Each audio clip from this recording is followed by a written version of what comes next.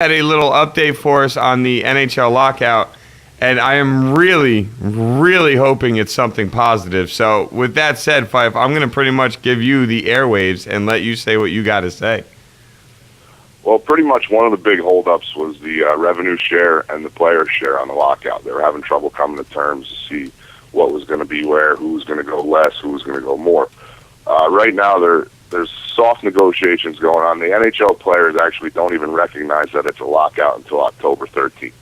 In their minds, it's not even a lockout yet. They're not even on the season. So they're kind of adjusting the CBA right now.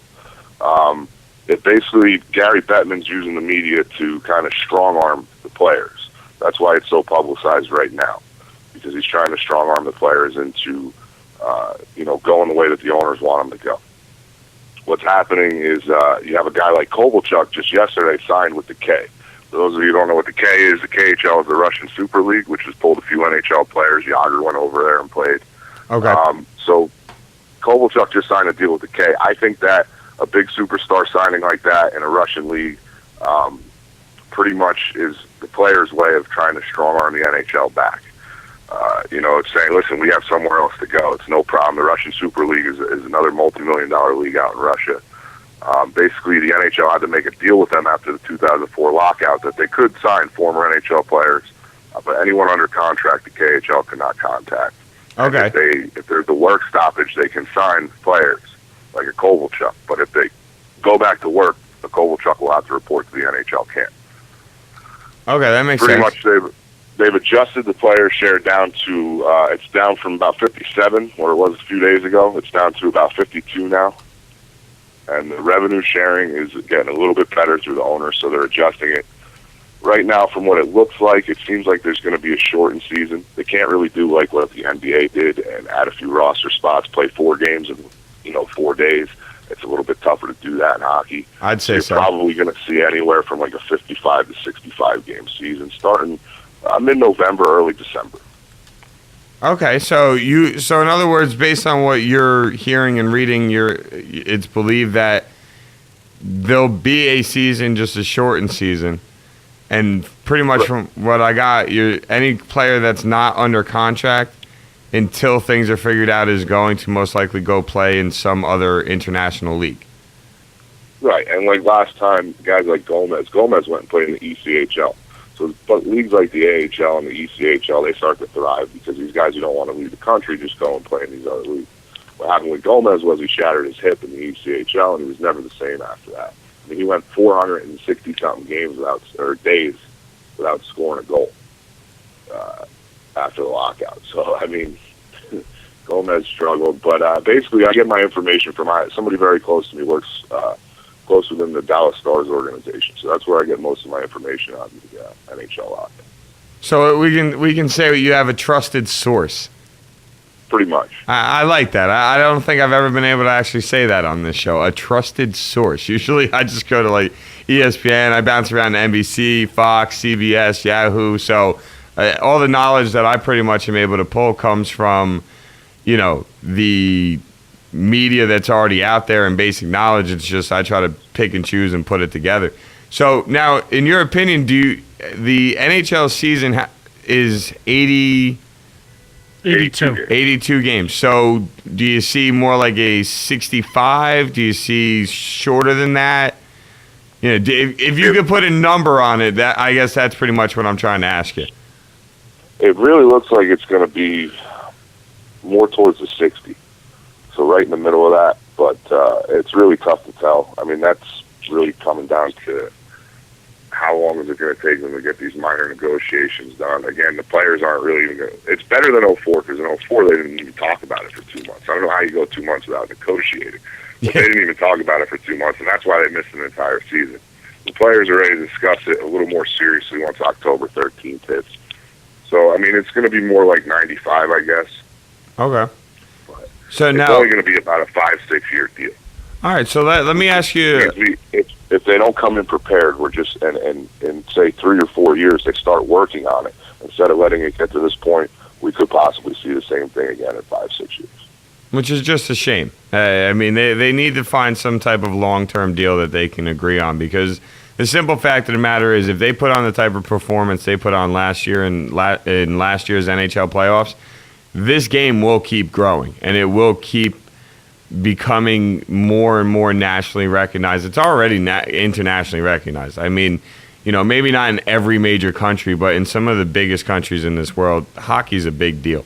What I'm curious to hear from you is, almost like your fans' point of view. To you, is this going to be good enough as a fan? Are you going to be able to? Are you okay? Like, I know you're a hockey guy, but as a fan, is this okay with you? Is this going to be good enough that you're not going to lose the interest that you might have lost if, say, they did lock out for the entire year and not come back for a full year? Well, me personally, I'm never going to lose interest in the NHL, but your average fan who may not be as knowledgeable on the sport will find something else to do, something else to watch. Now, sometimes people, when they first start watching this is the type of sport, it's hard to explain because I've played and watched all sports, but this is the type of sport where people absolutely fall in love with it when they get into it. It's, you see guys who are 35, 40 years old going out and spending hundreds, almost thousands of dollars on hockey equipment so they can go try and play, in their own kind of little Stanley Cup mindset. But it's a sport you absolutely fall in love with. So those people will always come back to it when it comes back. It's the people who are kind of on the border, they just watch it because they enjoy it, but it's not something that they're die hard about and they don't really care. Those are the type of people you're going to lose. But I think on a shortened season, not so much. But if they were to lose a whole season, it'd be just back to 2005 again, where it's just, most of the rinks didn't sell out. You had the Garden, Montreal, they're always going to sell out no matter what happens. Yeah, now, the Devils took a big hit from the 2004 lockout, plus the decision to build the Prudential Center. They went, they took a big hit, and now, they're in that bottom 10 teams that don't make money. Yeah, which is not something that makes me happy. I got to definitely try and get to a couple games this year. Ladies and gentlemen, if you have the time, I posted it up on Twitter yesterday, and I know Eric got it up on Facebook as well. But if you guys have time, head over to thisissportszone.com, and you can read Mr. Fife's article on the NHL lockout, giving you guys a more in-depth look into the lockout itself and what's going on. I actually really enjoyed reading the article myself, Fife, so thank you for writing that for me. And I know we're going to do game picks later, so we're going to have you call in, or we're going to have you just post them up on the fan page? If you guys don't mind, I'll call in a little bit later. I'll be here, so I don't have to work till 2 today. All right, yeah, we'll cut out early. We'll probably aim for game picks around 11:45. We'll probably do that for the last 10, 15 minutes of the show. So, anything else you'd like to get out there, Fife, before we let you go?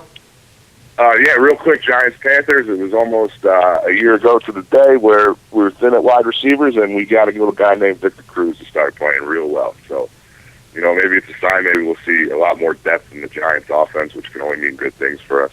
Thanks for listening to me for a little while today, guys, and I'll talk to you a little bit later. All right, Fife, thanks for calling in, man. All right, so ladies and gentlemen, that was Fife calling in. Like I said, he posted an article on thisissportszone.com for me. Really good article. Like I said, an in-depth look into the NHL lockout from a real fan's point of view, not some Joe Schmo guy that gets paid to talk about it. A real fan's point of view. He wrote it with passion. He wrote it with his heart.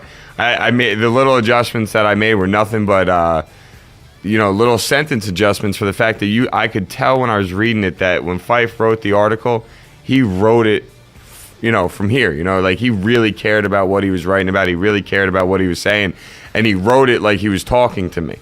He had moments where it was more verbal conversation than an actual written out sentence, and those were like the only adjustments I made. I didn't change anything he actually wrote. Just had to write it that it was an art, a couple of sentences here and there that it was an article, because you could just tell that when he wrote it, he got really into it. So, ladies and gentlemen, if you got some time to read it, please do. Really, really good article from a fan's point of view, not some dude that gets paid, $100,000 to talk NHL. Somebody that truly loves the game of hockey.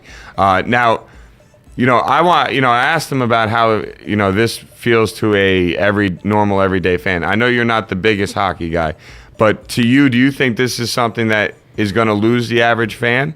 If it's only a shortened season, I don't think it'll lose the average fan. It's if the season got canceled is where you would lose the average fan. On a 60 game schedule, I mean the NBA didn't lose a lot last year going to the 66 game schedule that they went to. So I don't necessarily say they lose the average fan. I think the average fan will still be there when they start in November, December. Until then, they'll watch football and the opening and play of off basketball. baseball and the beginning of basketball. And, You know what? I am one of those average fans, and that's why I wanted to ask. I wanted to hear different people's point of view to see how I was feeling, if people thought that's how I might feel, or an average fan might feel. And pretty much for me, it's as simple as this: as long as you don't lock out the season and you give people hockey, and when the hockey comes, you give people high quality hockey. That was one of the biggest issues with the NBA last season, was the way they were doing back-to-backs and back-to-back-to-backs. Some of those games were not the quality that people paid for, especially the fans that go to the games. You're sitting at home on your couch. It's not that big of a deal. Let's be serious here. You just change the channel. You don't lose any money. People that paid to go to the games were the ones that I felt got screwed out of last year's NBA season, at least in the earlier parts of the year. As a basic average NHL fan, though, for me personally, as long as they don't blow the season and they give you hockey and they give you anything even within the realm of what last year's NHL playoffs were like, then I'll be okay. And I'll be more than happy to still watch hockey this year.